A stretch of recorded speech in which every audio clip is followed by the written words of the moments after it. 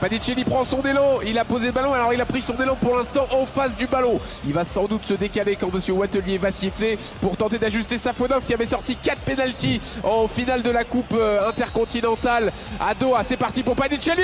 Oh, l'arrêt. Et oui, oh, il l'a arrêté Safonov. C'est son truc les pénaltys, c'est un mur sur l'exercice. Safonov permet au PSG d'être toujours à 0-0. Il est parti du bon côté, il a tendu les bras comme il fallait et il a mis Panicelli en échec. Quel arrêt, il est parti sur son côté droit là, à toute vitesse. On va la revoir ici sur nos écrans. Il est bien tiré pourtant, hein. Un peu à mi-hauteur certes, mais il y a de la puissance, c'est sur le côté. Non, franchement là, l'arrêt de Safonov, il est énorme.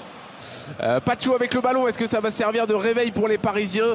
Ce pénalty arrêté, ballon en profondeur vers Barcola et l'intervention de Sarr qui avait tout compris, et il est contré. Et le but parisien, le but de Sidi Mayoulou, le PSG qui ouvre le score. Mais quel scénario incroyable! Strasbourg pouvait mener 1-0 il y a quelques secondes sur pénalty, et sur l'action suivante, Mamadou Sarr intervient devant Barcola, mais sa relance est contrée par l'attaquant français. Le ballon revient dans les 6 mètres sur Sidi Mayoulou qui frappe pied gauche et qui trompe Mike Penders. Ça fait 1-0 pour le PSG. Ah là, c'est réussite maximum hein, pour les Parisiens, puisque Mamadou Sarr était sur ce ballon et au moment où il dégage, effectivement il tape dans le pied de Barcola. Ce ballon aurait pu partir n'importe où et il revient juste dans la course de Mayoulou après le bon travail, le bon tir croisé. Là il a l'angle des 6 mètres, il réussit à croiser devant Mike Penders qui sort en croix mais qui fait peut-être pas suffisamment bien l'angle opposé. En tout cas c'est mais plein de spontanéité là pour Sidi Mayoulou. Attention, ce ballon de Panicelli très bon là-bas vers Ben Chilwell qui va être le premier sur le ballon. Le centre et le but.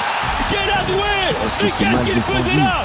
Pourquoi Guéladoué était au poste d'avant-centre? On ne le saura sans doute jamais, mais c'est lui qui est venu couper ce ballon et le mettre sous le bras de Safonov, allumé à bout portant. Un vrai centre et un vrai jet de buteur pour cette équipe de Strasbourg qui égalise. Ah oui, la réaction strasbourgeoise, voilà, ils n'ont pas gambergé trop longtemps. Il est très bien joué avec Zaïre Emery sur le côté droit, va falloir ramener un centre. Deuxième poteau, attention, il est pas sorti, Penders, le but.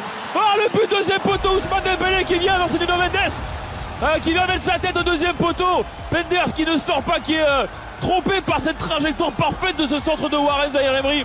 Et au deuxième poteau, Mendes qui arrive, c'est la soirée des latéraux qui viennent couper de l'autre côté. Et ce sera la fin du match, sifflé à l'instant sur cette drôle de fin de match. La victoire du Paris Saint-Germain ici de buts 1. Kevin, on n'a pas encore un grand PSG. Non, on n'a pas un grand Paris Saint-Germain, en tout cas ça leur a suffi pour marquer, mais force est de constater que semaine après semaine on se répète, le PSG est quand même loin du niveau qu'il affichait à cette époque-là l'an dernier, et le match nul aurait été, je pense, mérité pour les Strasbourgeois, mais ils ont fait l'erreur qu'il fallait pas faire, et donc le Paris Saint-Germain a pu en profiter.